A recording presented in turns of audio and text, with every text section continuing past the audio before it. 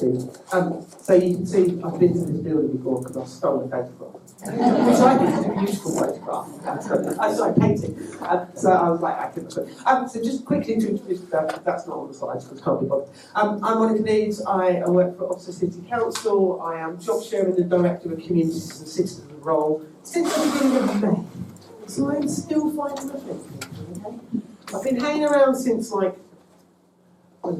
end of August, so to help Oxford think about the 3 unitary proposal for local government reorganisation. I might talk to you a little bit about that at the end. Clearly, this is not about you. There are 3 options in, and we will know in about 2 weeks before recess which way we're going. Anyway, we'll come on to that. So Steve asked me to talk a little bit about my experience from other places, working with faith communities, and then to talk a little bit about what I think the role and how the city is doing, how we would love to work together. Sorry, let me rephrase that. So, very quickly, I spent 21 years working in Barking and Dagenham. All the way from a community development officer that had 6 wards, community halls, community ward panels, all of that sort of stuff, to I had the privilege of becoming head of participation and engagement with a team of 13 people working across the council with the community. My job was to bridge those relationships. So you can put fancy words on it, you can call it a systems convener, you can call it whatever you like, but bluntly, my job was to get to know people in the community and to think about how together we could do things differently. Because, as I think somebody alluded to earlier from Bristol, councils don't want to do this stuff. Well, A, we can't do this stuff on our own, and B, we don't want to do this stuff on our own because I do not have the roots into communities that you have. I do not have the relationships that you have in your communities. I do not have the reach that you have. I do not have the trust that you have. It is that simple. So, we did a few things, and this is the one around faith in particular that we did. We invested quite a lot of time in building a network of faith organisations and recognising the vital role of faith communities within Barking and Dagenham.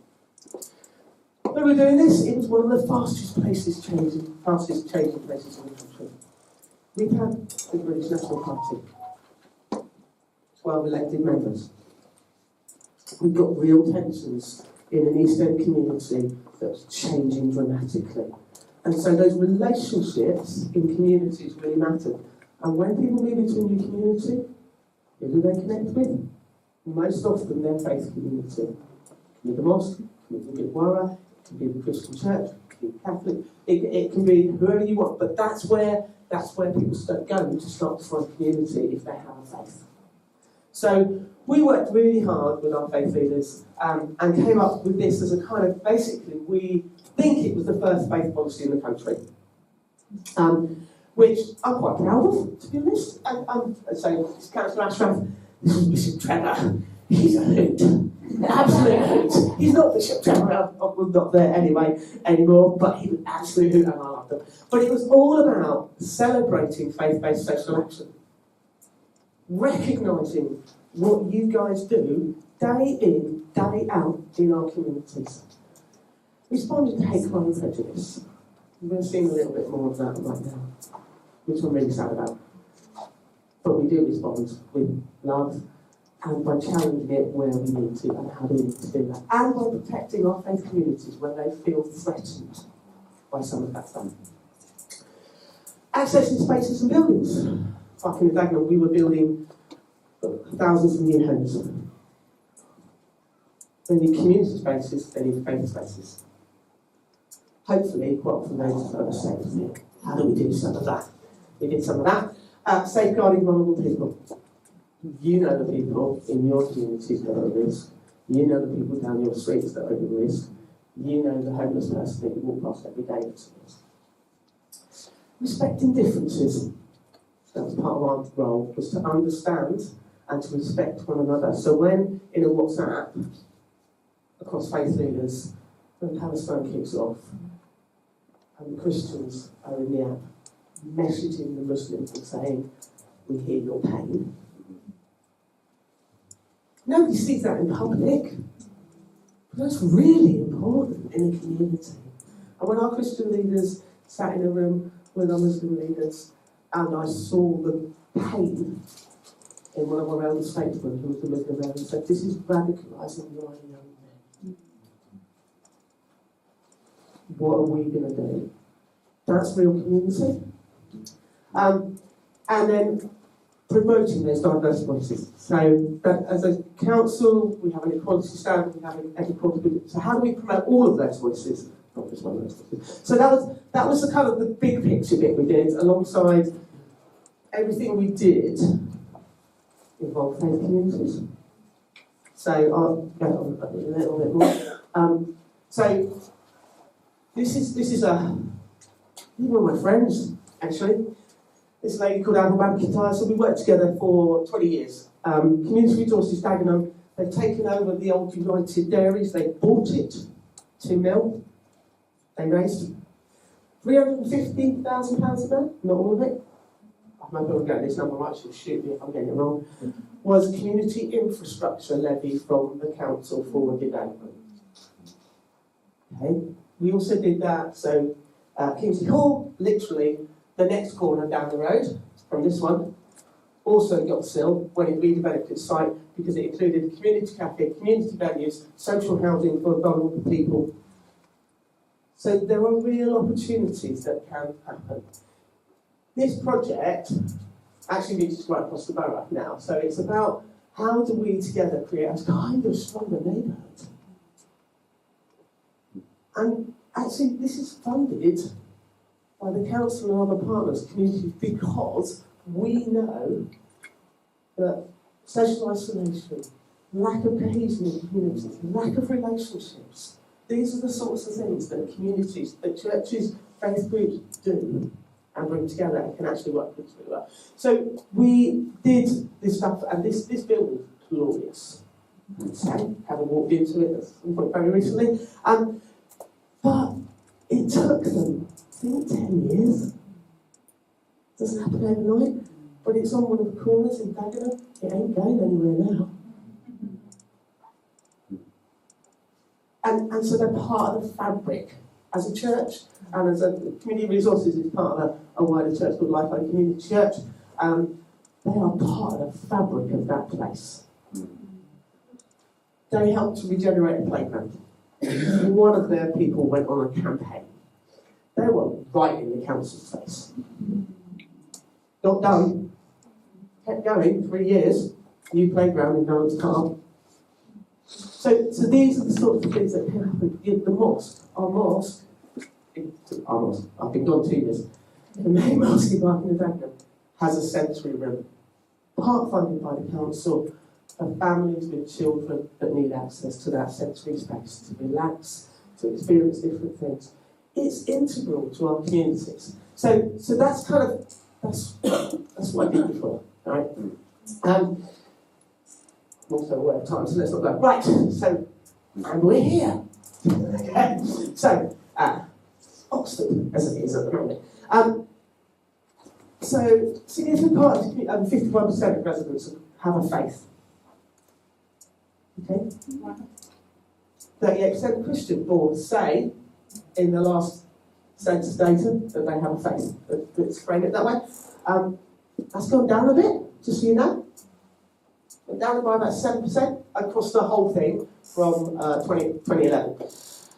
You make a hugely positive contribution, supporting people most in need. Responses to COVID, the cost of living, the homelessness crisis we face in Oxford. You all know about that, and many of you are involved in responses to that on an ongoing basis. Community hubs, they're vital for the fabric of our community. The council's reinvested in some, right? I was like, let me rebuild some new ones. Like East Oxford Community Centre is an amazing building. Having just been there and thought, okay, it's got aircon, but it is available to the whole community. Does that make sense? There are some smiles going on. There may be some stories. I'm going to avoid those right now. Blackwood Leys is going to get a new one in the very near future. Okay, so it's being built as we speak. Peabody are leading on the development. Local people have been engaged in that one. But I don't know many councils that are actually rebuilding community spaces, I have to say. There are also a whole bunch that you know are leased out from the council in spaces that I would really love to see people using. If you want data, if you like data, there are some new local insight data, the link's right there in the slides. So go for it. It just helps to understand the changes that's going on in this place that are ongoing. The bit I forgot to say, and one of the reasons I'm here, is that this is one of the most unequal places in the country.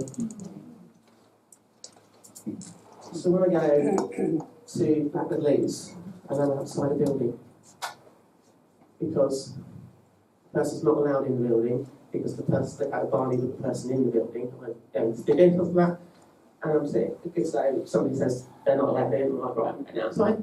So we can have a little chat, and I'm chatting to a young woman who's probably 27-ish. Clearly got vulnerabilities. Your project would be. She's had 3 children taken into care. 3. That's heartbreaking. For her, and for them, and for her wider family. She lives in one of the tower blocks in Blackwood Leys. Where's the hope? Where's the future? How do we together respond to those things? Because it is we. It is we. And that's the sort of stuff that makes me really think when we come to stuff. So working with Faith Communities Court, watching the time I promised. So I found this.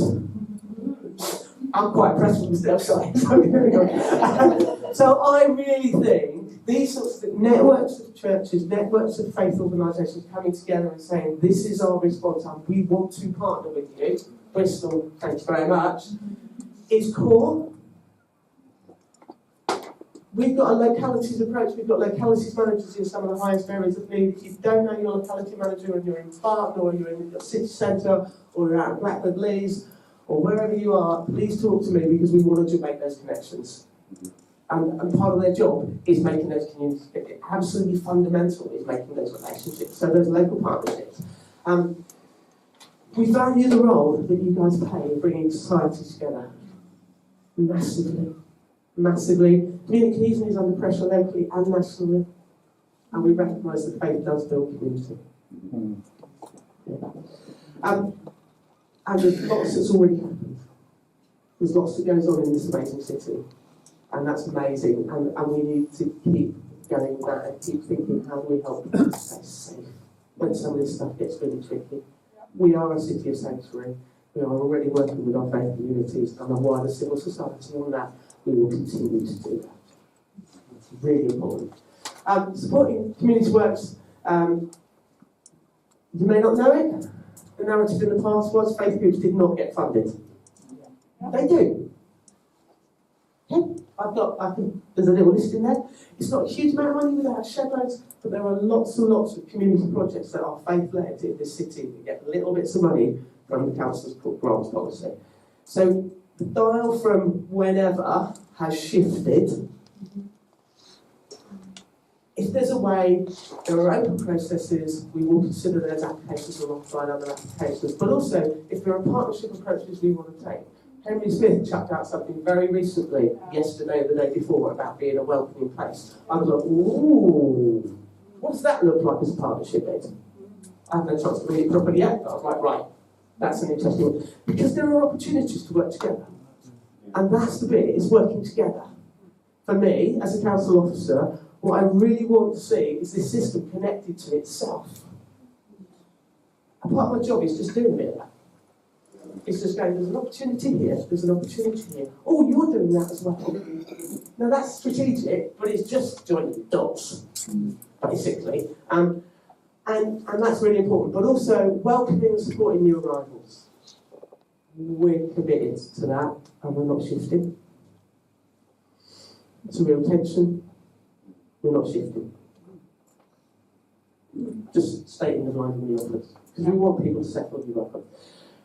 And the last one, so this one is the elephant in the room as we speak, okay?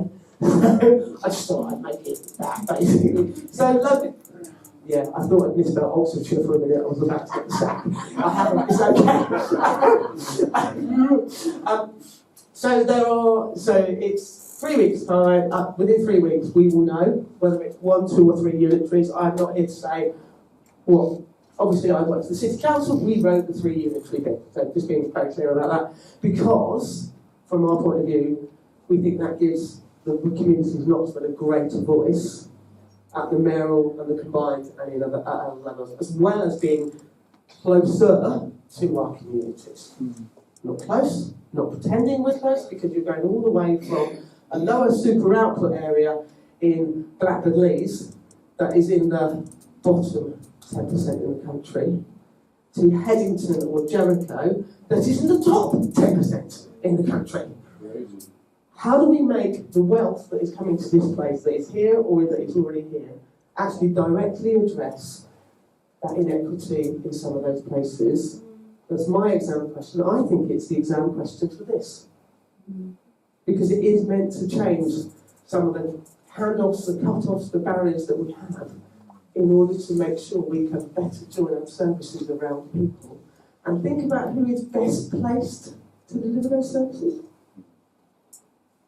And that's a big question. In the past, we've often thought, probably the council. But also, how many other people are already doing so many things? Yeah. The food banks, the homelessness, the list that you do on a daily basis that is an essential part of the fabric of our society in this place. So, we'll wait and see what happens. We'll see. But if you're thinking about what to pray about, if you're thinking about stuff for the future at the moment, how we join things up in a new day, that's quite a big deal.